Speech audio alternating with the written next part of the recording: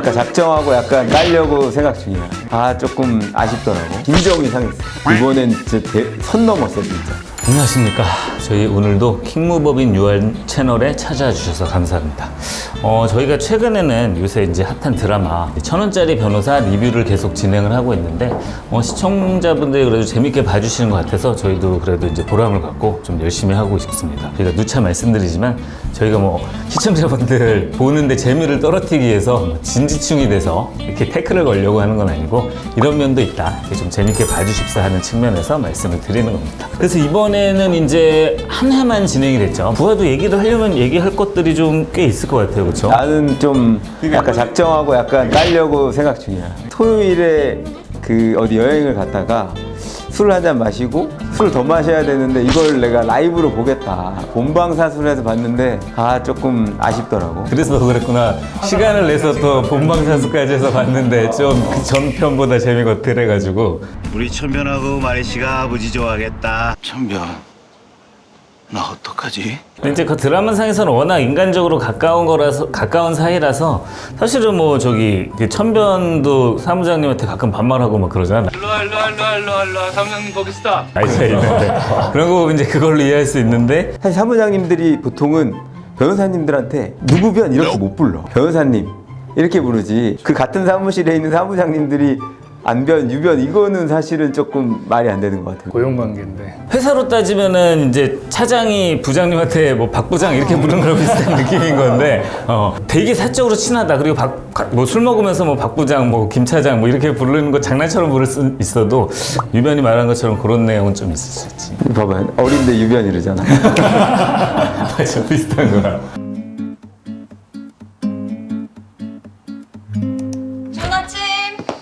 사무장님들이 보통 두 분류로 나누면 내근 사무장, 외근 사무장 이렇게 두 분류가 있습니다. 그래서 내근 사무장이라고 하면 변호사님들이 안 계실 때 상담을 하거나 그 법률 서면에 초안을 작성해 주거나 그리고 사건과 관련된 여러 가지 실무적인 부분을 도와주시는 분들이고, 외근 사무장님들은 병원이나 아니면 뭐 교도소나 아니면 밖에서 사람을 만나서 사건 수임하는 것을 말하는데, 사실 이건 원칙적으로 변호사법 위반 측면이 있습니다. 근데 이제 사무장 제도 자체가 문제인 건 아니에요. 변호사가 재판 가거나 바쁘기 때문에 상담도 대신해주고 서면에 초안도 작성해주는 건 문제가 아닌데, 개중에는 너무 사무장님들한테만 맡겨버린다는 거야. 그렇기 때문에 본인이 어쨌든 최종적인 책임자인데 사실관계나 법리적인 주장에 대해서 정확히 알고 있고 법정에 가서 그걸 현출할 수 있어야 되는데, 본인이 쓴 서면이라고 제출한 부분도 잘 모르고 사실관계도 잘 모르고 그것들을 다 밀어넣는 경향이 있더라는 거예요. 저희가 이제 사무실을 처음에 개소할 때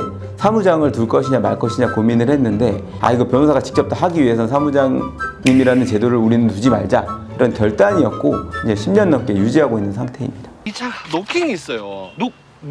노킹이 뭡니까?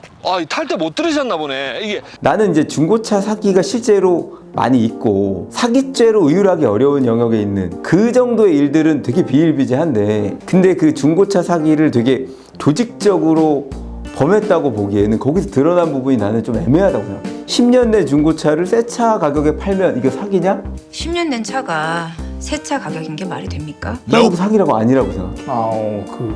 예를 들어 우리가 되게 그 리세일 시장 있잖아.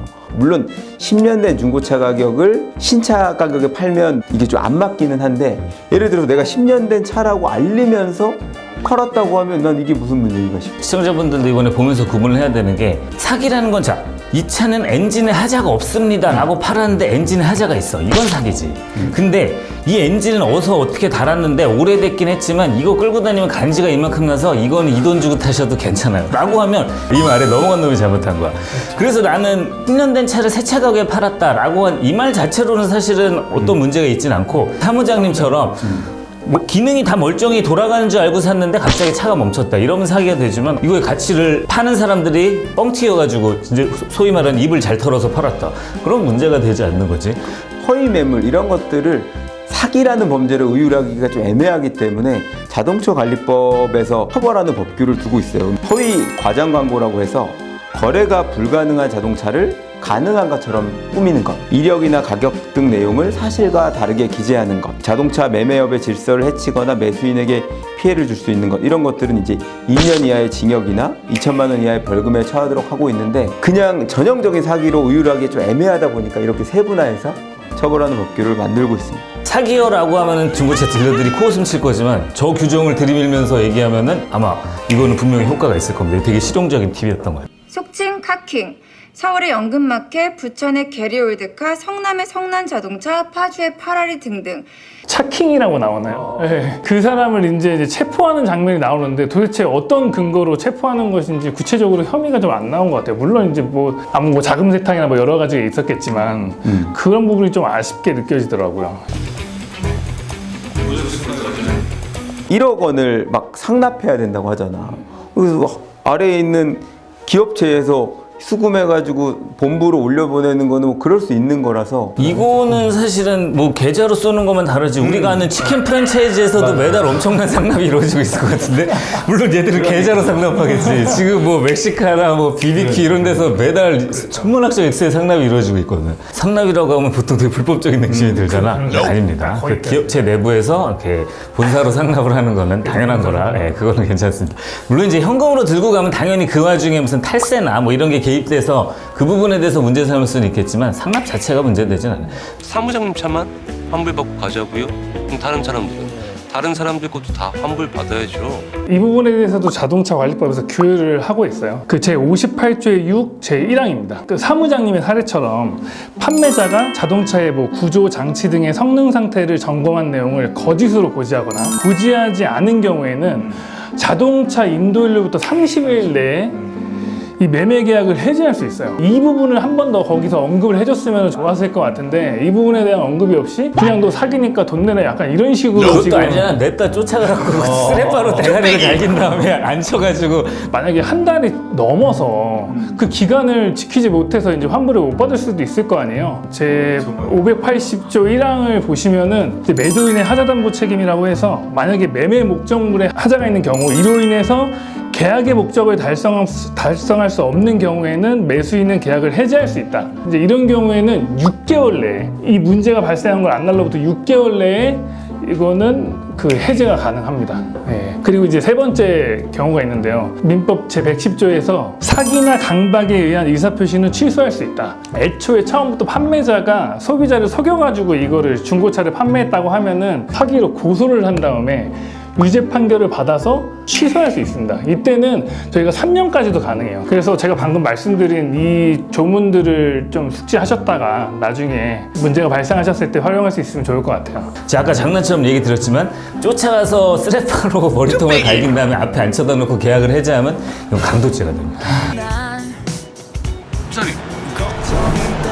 영장이 있어야 될 것 같거든요. 뭔가 느낌상 당연히 그렇게 하면 안 될 것 같은데 법원의 허가를 받지 않고 그렇게 임의로 했다면 그거는 위법 수집 증거돼서 그걸 증거로 못 쓰지 않을까? 예외적으로 이제 긴급 구조나 경찰 관서의 요청이 있거나 다른 법률에 특별한 규정이 있는 경우 빼고는 이거는 안 될 것 같거든. 그러니까 물론 사전 영장을 받는다 그러면은 핸드폰으로 위치 추적이나 위치 추정 얼마든지 가능한데 근데 이제 이런 행동을 뭐 여기서는 이제 생략이 됐을 수도 있고 뭐 그에 대한 영장이나 이런 걸 발부받았을 수도 있는데 우리 법은 수사기관이 형사 절차 관련돼서 맘대로 하는 거를 되게 싫어하고 절대 못하게 하거든. 사실은 우리는 이런 과거를 겪었잖아. 옛날에 이제 군사정권 시절에 이런 게 많았고 뭐 불법 민간인 사찰부터 해가지고 최근에도 뭐 이런 일이 있었으니까 이런 일이 불가능하다는 거 아니에요. 얼마든지 가능하고 오히려 국가는 되게 다양하게 할 수 있어요. 다만 미리 허가를 받아야 되죠. 찜닭을 썼습니다. 이번에 이 얘기 안 하고 넘어갈 수 없을 것 같아요. 나는 이번에 그것 때문에 인정이 상했어. 이 PPL이 너무 이번엔 진짜 선 넘었어 진짜. 드라마의 흐름을 너무 깨지 않았나. 첫 번째는 커피. 그 남국민이 아예 대놓고 카메라를 보고 이거 조정을 해요. 난 이걸 보면서 그 이청아 배우랑 믹스커피 마시는 씬이 나오잖아. 그래서 이거를 PPL 하기가 큰 그림이었나 생각이 들 정도로. 그 다음에 두찜? 이번에 거기 잠입해가지고 거기 있는 사람들이랑 회사에서 그걸 시켜서 나눠 먹는 씬, 또 글씨 엄청 크게. 실제로 걔네가 파는 가방에도 글씨가 그렇게 클지가 궁금해. 이번에 PPR 때문에 글씨를 크게 만든 건 아닌가 싶어가지고. 오늘 저희 한번 시켜봐요. 찜닭을 좋습니다. 세 번째는 호관원. 아, 그 아줌마들이. 그리고 이제 네 번째가 그 세광 양대창. 양대창. 네. 나 그렇죠. 그때는 몰랐는데. 근데 세강양도 참 맛있는데.